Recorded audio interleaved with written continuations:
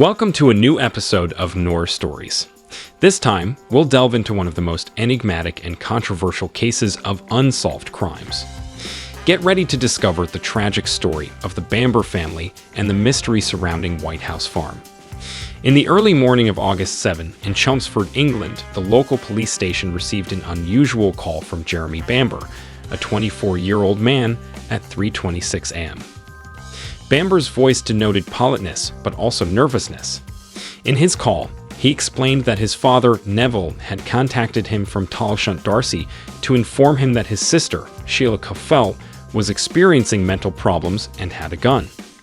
According to Jeremy, the call was cut off after a gunshot. Concerned, he tried to contact his father, but the line remained busy. The Bamber family adopted Jeremy in infancy.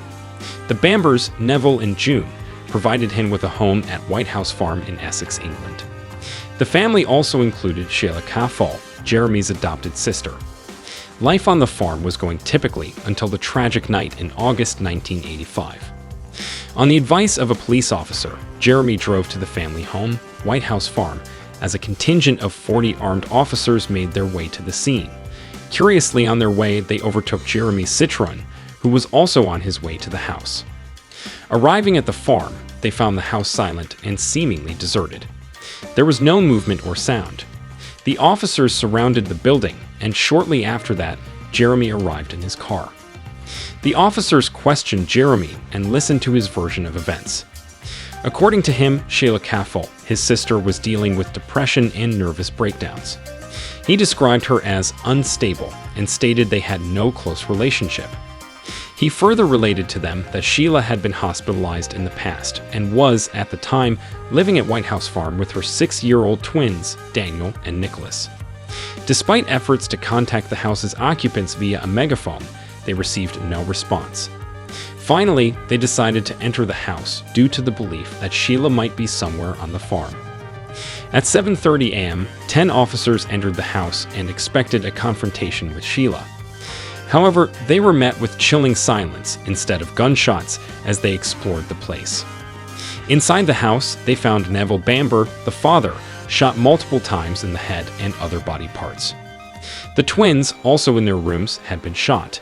In the main bedroom, June, the mother, lay with wounds and signs of a struggle.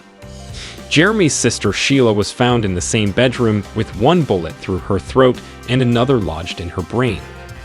Officers observed signs that the crime scene had been tampered with. 3 crucial events began to cast suspicion on Jeremy Bamber and the official version of the case. Number 1. David and Christine, Jeremy's cousins, discovered a silencer in their uncle's study that perfectly fit the .22 caliber rifle. Number 2. They also noticed scratches on a kitchen windowsill, suggesting that someone had entered the house from the outside. Number 3. Despite the tragedy, Jeremy spent the night of the funeral drinking champagne with friends, which seemed insensitive. A crucial plot twist occurred when Jeremy's girlfriend, Sheila Mugford, came forward to the police and revealed shocking details. She claimed that Jeremy had meticulously planned the murders of his family to inherit a substantial sum.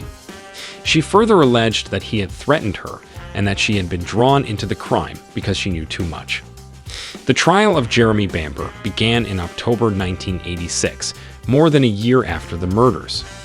Despite his insistence on his innocence and claim that Sheila was the perpetrator of the murders, Julie Mugford's testimony and the forensic evidence presented led the jury to find him guilty of the 5 murders, one of the darkest crimes in England, and he was sentenced to 5 life sentences.